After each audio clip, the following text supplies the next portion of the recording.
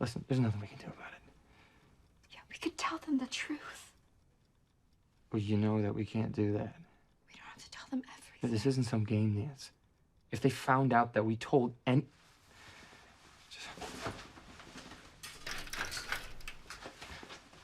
could put us in jail, okay? Or worse, they could destroy our families.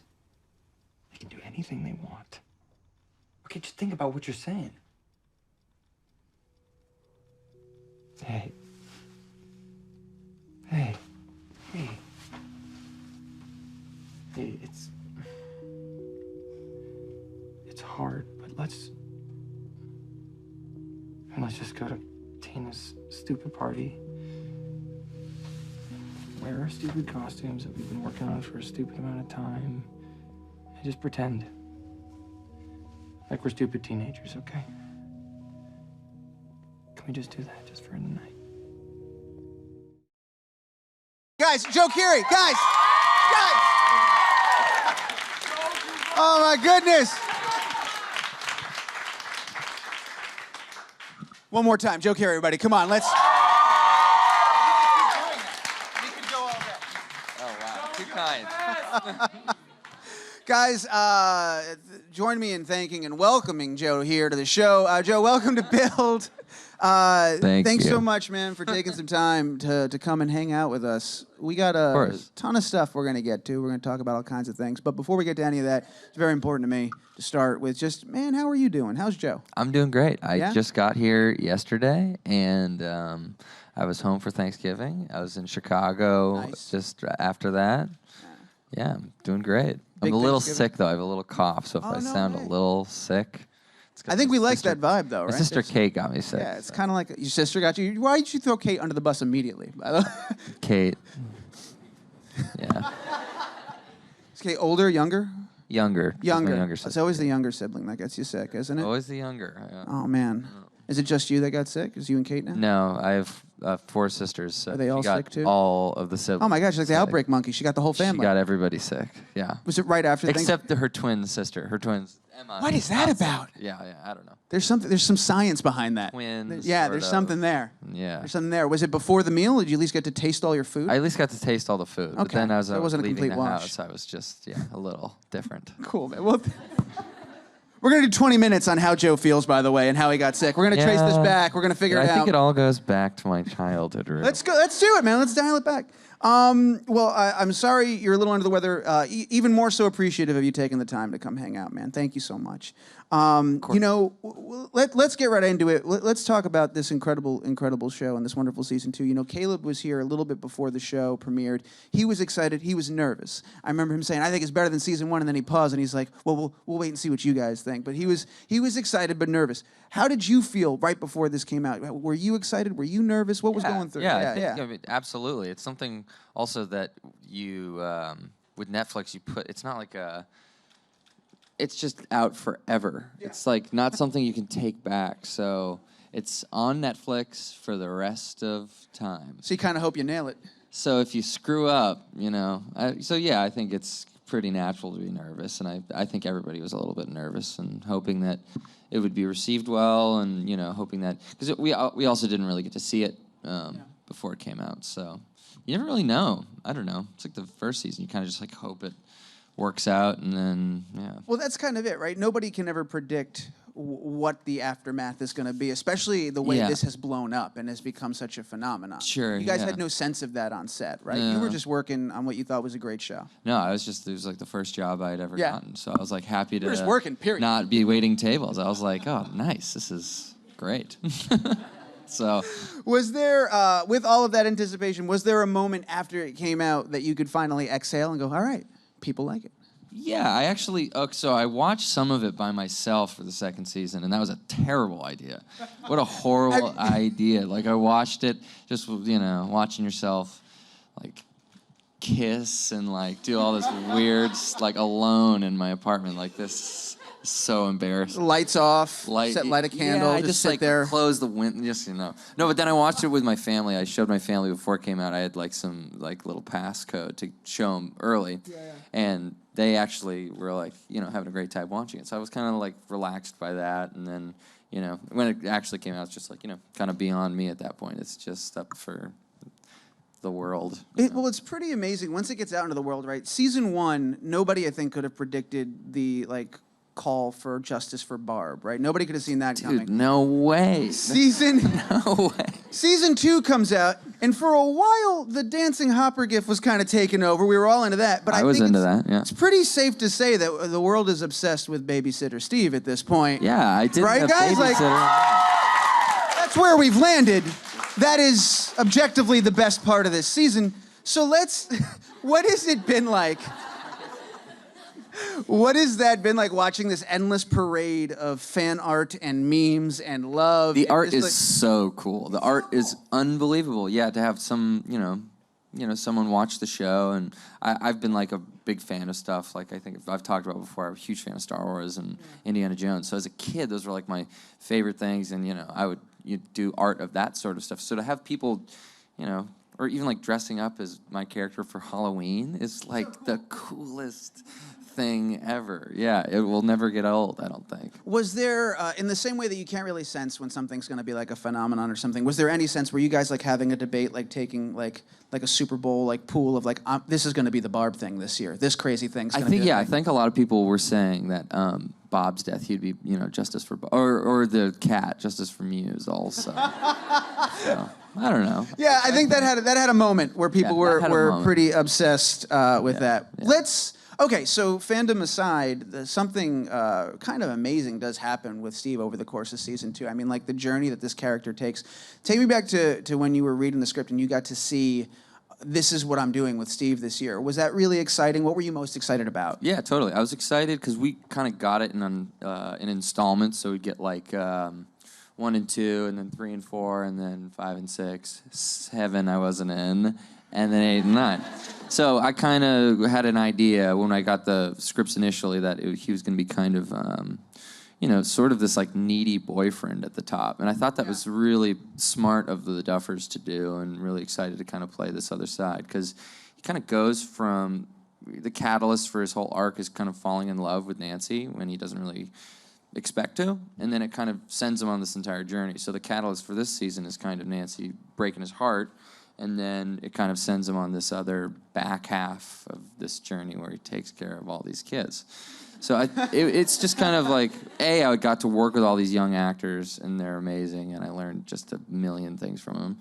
And then B, I think I got to kind of showcase this different side of the character that I kind of sensed from the beginning reading it, that he's kind of insecure, and he is, you know, kind of a caretaker at the end of the day.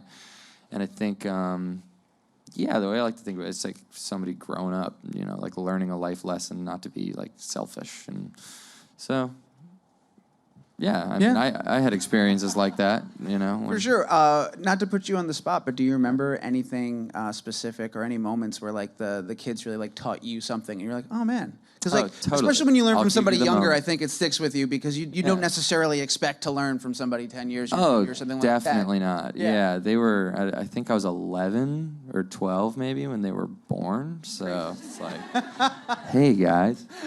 But the sets for the underground tunnels were very cramped, very foggy, and I was in all this trauma makeup, so I had all this cotton up my nose and all this stuff.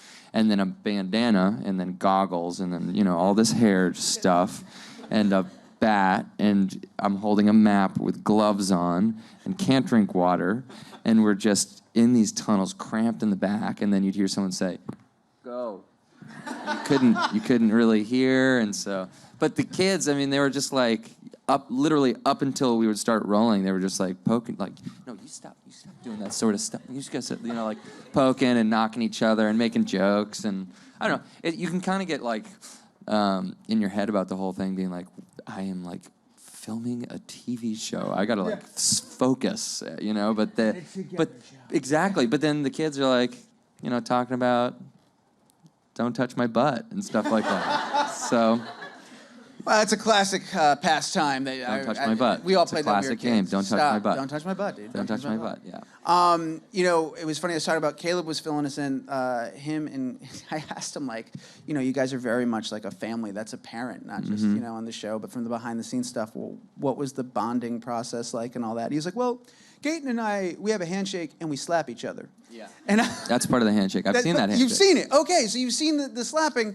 As the older brother babysitter figure, are you ever like, hey guys, stop beating the crap out of each other. We gotta do a TV show. Definitely. Like right before we would take it, we'd be like, guys, come on. Like we're filming Stranger Things right now. Just like, hey, you gotta hold on for a second. So having some younger sisters, do you ever find yourself channeling that older brother vibe? Sure, I was a little bit of a boss. Yeah. I think I was a little bossy sometimes because I also wanted a little brother when I never had a little brother. So I kind of would sometimes maybe treat my little sisters like guys and say like, you know, we're gonna play.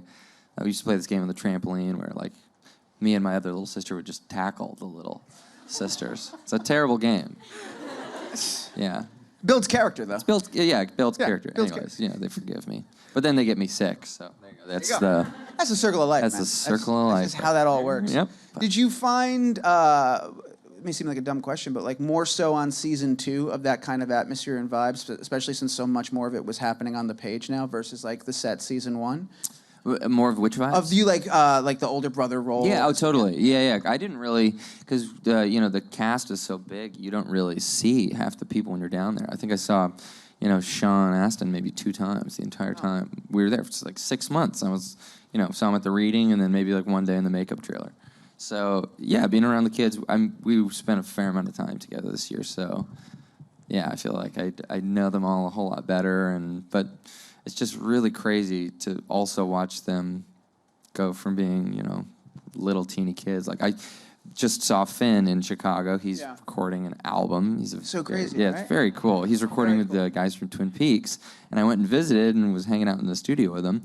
And he's like a little man. He's like this man. He's like as tall as me, and like, it's crazy. Yeah. Did you say that to him? Just like, dude, you are like a little man. Actually, every time I see him, I'm like, you are so much older than the last time I saw you. And I remember when people would say that to me, like, oh my God, like my aunt would be like, oh my gosh, you look so much different. But now watching these kids, I feel like someone's aunt. I'm like, oh my God, you are like...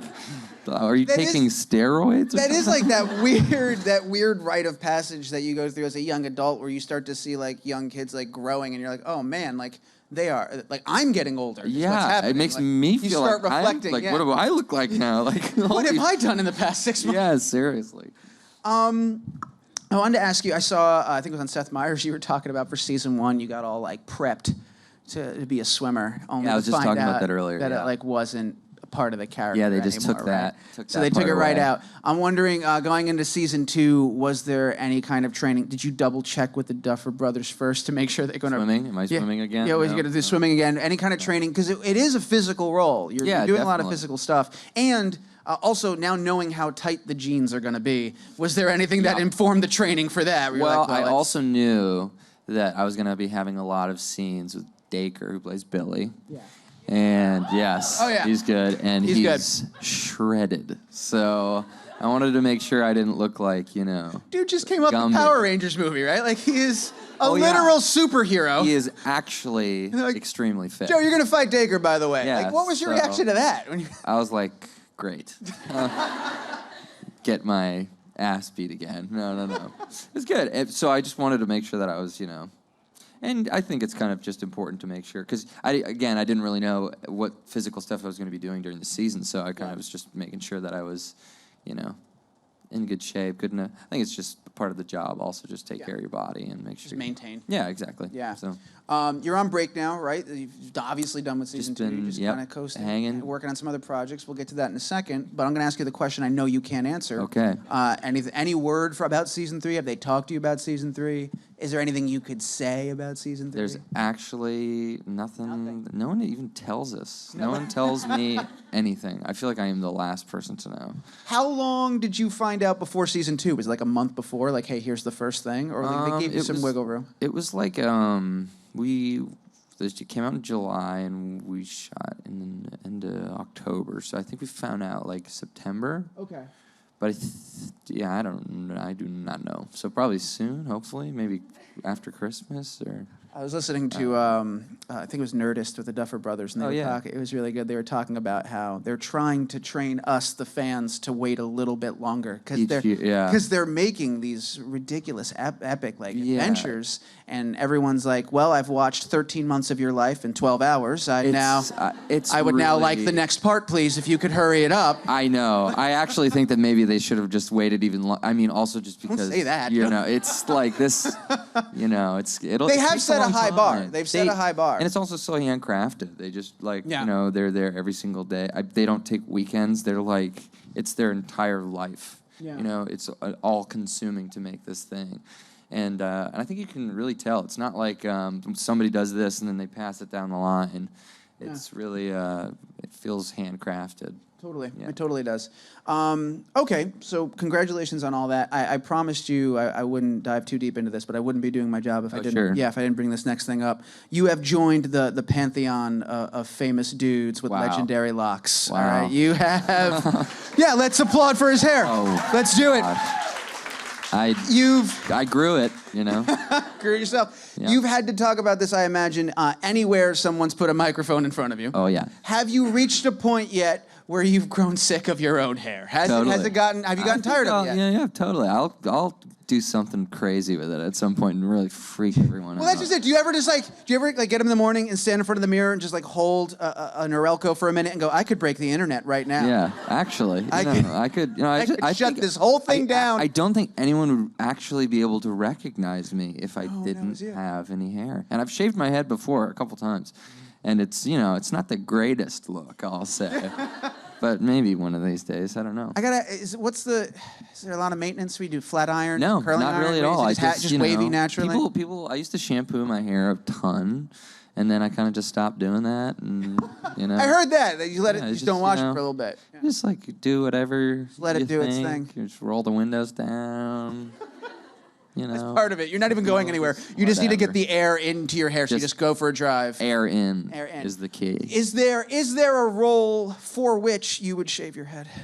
Yeah, totally. Yeah? Yeah. Director even, yeah. Yeah, I would anything. Shave it for... It's a very low bar, apparently. It's a very low bar, yeah, at this point. I thought I'd have to fight a little bit to get you to say yes to that. No, I think it'd be cool to change. $20 in my pocket. Will you shave your head right now? Bring out the clippers. Let's go, guys. Let's do this. Yeah. It's all set up.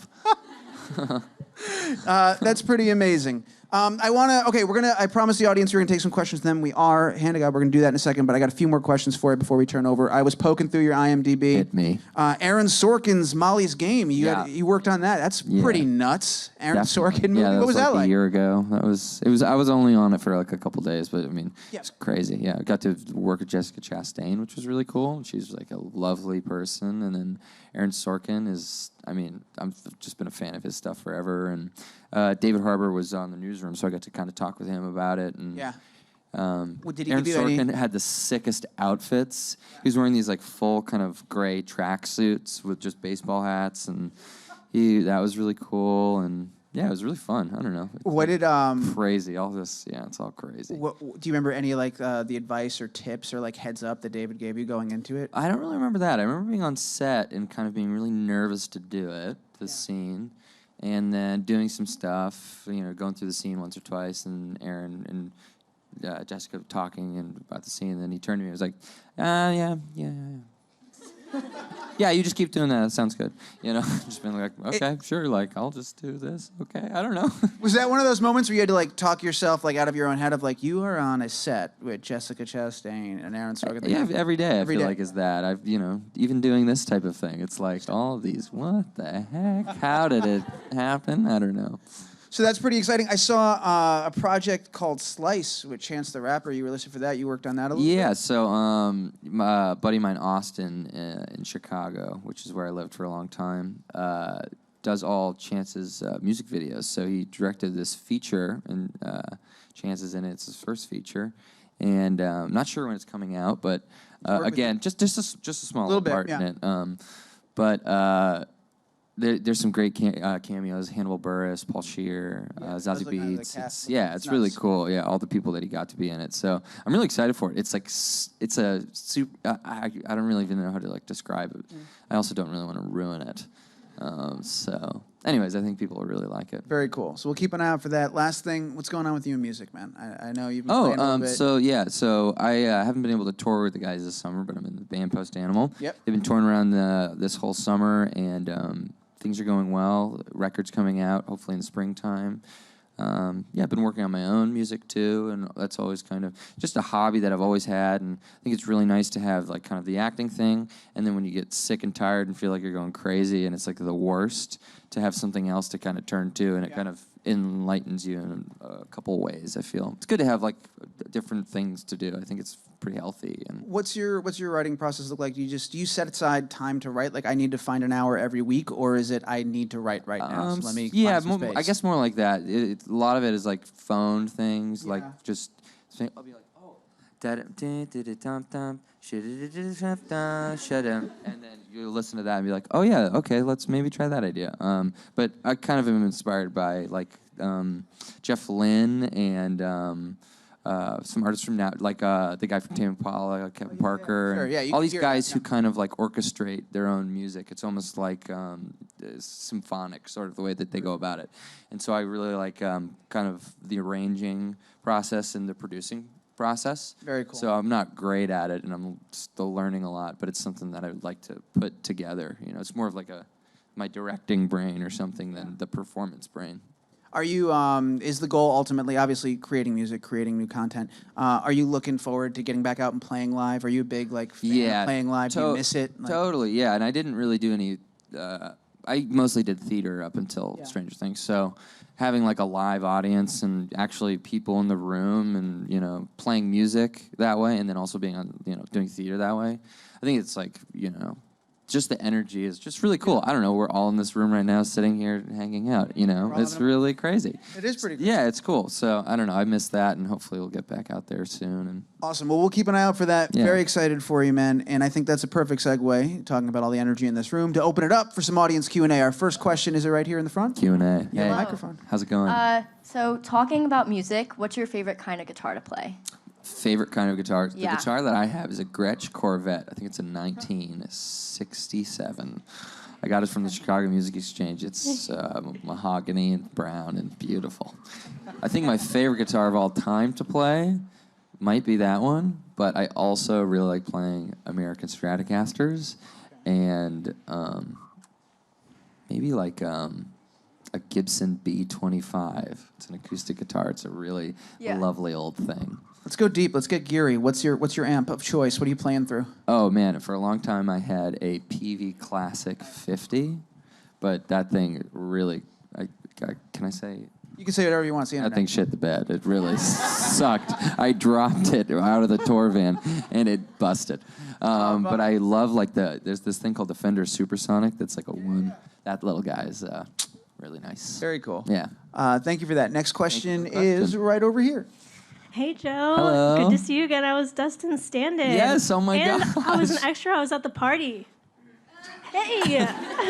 Yeah, so do you have any advice for aspiring actors? Man, good question. I feel like I am an aspiring actor as well, honestly. I think like the most important thing, I guess, that I've learned is to be prepared for when the time comes, I guess, is the best way to put it. Like making sure that you have like all kind of the tools in your kit and you're kind of working diligently so that when the opportunity comes along, you can kind of capitalize on it and you feel comfortable. Mostly, I think, is really important because, I think it's just you can really tell when somebody feels like comfortable in the work that they're doing. I guess and that's what I kind of look for or appreciate in people's performances and try to do, I guess. Yeah. Holy crap, good to see you. Yeah, good to see you too. Did it take you a minute to find your comfort because of the sort of the immediacy and the meteoric rise, like of how quickly all of this happened with Stranger Things? Oh, I'm not comfortable. You're not comfortable at all? Oh, no. I'm uncomfortable. Found it. Still in search of the comfort. No. I think everybody kind of is always. Yeah, if you don't really have like butterflies or something, or if you don't get nervous, I think it's, I think it helps to get nervous a little bit. But I think, who the hell knows what I think, really? Perfect answer. If you have time for a few more, I think the next question is, I have no idea. Who has the microphone? There we are, right here.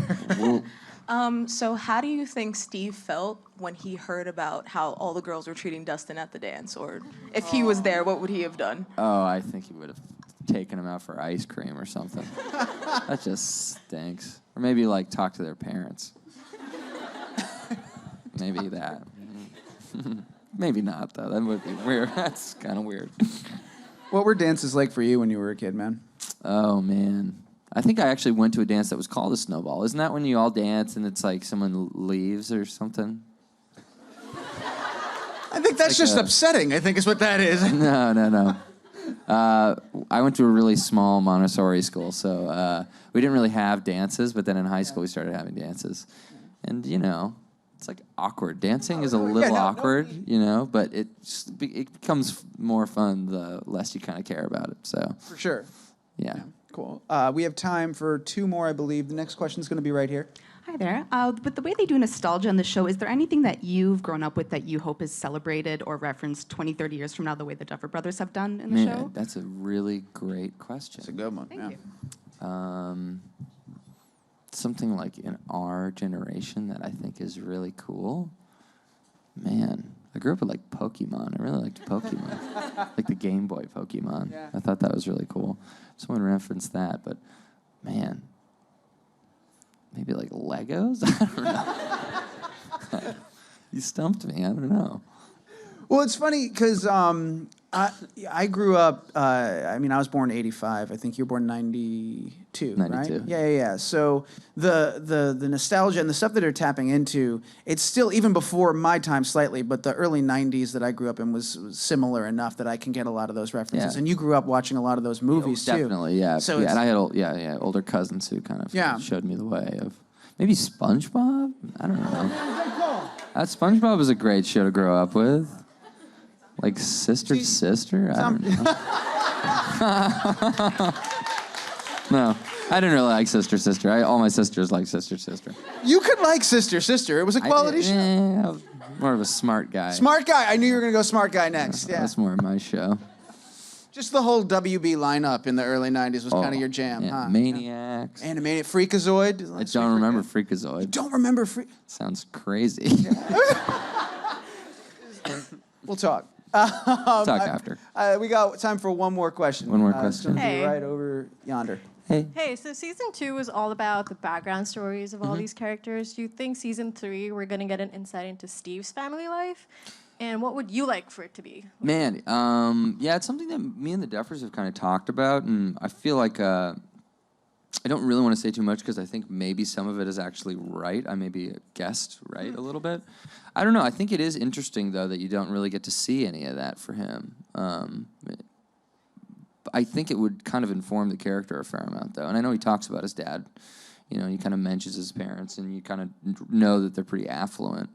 But also going forward, you know, his future's kind of, you know, a question mark at this point, just because, you know, he's graduating from high school, and that's actually another great story. The essay in the thing that I wrote, I didn't actually write it. I was like, yeah, I'll write the essay, of course, you know. But they're like, no, we got the essay written, and the essay was so terrible. It was actually so bad.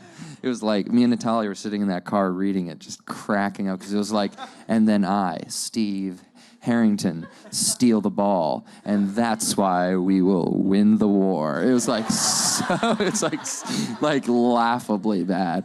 So in terms of him getting into college, I think like, dude, if that's the college essay you're sending out, you're toast. Do you think, like, details like that? I mean, you talked to Pat when you were in the cave underground. And it's like you're wearing all this makeup, but then there's a bandana and goggles on top of it. Yeah. You're in the car. No one at home's ever going to see the essay, but the whole thing's written out. Do you think that stems from the Duffer Brothers making sure every single detail and everything, their hands are on it? Yeah. It reminds me in the car when we're kind of waking up, like, it was like, you know, the way that the whole thing was set up, it just felt like this totally real thing. And they also kind of like, you know, they have a very kind of nurturing, collaborative vibe on set. And, I'm somebody who likes to kind of like improvise a little bit. So, and, some stuff that we get to like actually just play with just makes it in the show. Like when I'm kind of like sort of coming to and I go, Nancy? Like that wasn't in the script, just like something we were playing with and we thought it was kind of fun and like they ended up like keeping it in the thing. And yeah, it's just like kind of, they're just, I don't know how to, they like have this incubation on set where all these little eggs and they're just like taking care of us all. And I think it kind of like brings out the best work in everybody to feel like you're safe and you're not going to be like, nope, stop doing that. Because if someone did that to me, I would just cry. Exactly. Cry, whoever said cry. Yeah. What's coming up next, man? We're all waiting for, you're even waiting for an update on season 3. Yeah, what the working heck? on music. What can we look forward to in the next couple of weeks, couple of months? Christmas. Yeah, man. That's Old right. Saint Nick. What are you doing for You got big plans? Me? You did big Thanksgiving, big Man, family I'm thing? going to Chicago. I'm going to work on some tunes there with my buddies. Then I'm going to go to, I might be going abroad overseas, but I don't know where for New Year's. Yeah, just going to keep cranking and hopefully get a job, another job. Just look to see who's hiring. Yeah, maybe I'll go back to DMK where I used to work. I don't know. There you go, man. Yeah. Start Ubering around for a little bit. Sure. Why not? People freaking Snapchatting. Yeah, I think Steve is Snapchat. driving my car right now. Seriously. Seriously, I'll do it. Why not? You get to meet some people, Yeah. life experience. Meet some people, go to some fun events, Dude, we could obviously I could sit here and chat with you all day, man. But we got to wrap things up. I got to cut you loose. I know you got a million things to go do. You got to get ready for Christmas. Yeah. Got to make your Uber account. Guys, thank long- you so much for your incredible questions and for hanging out with us. And keep that applause going. Joe Keery, everybody. Stranger Things 2. Watch it again. Thanks, everybody.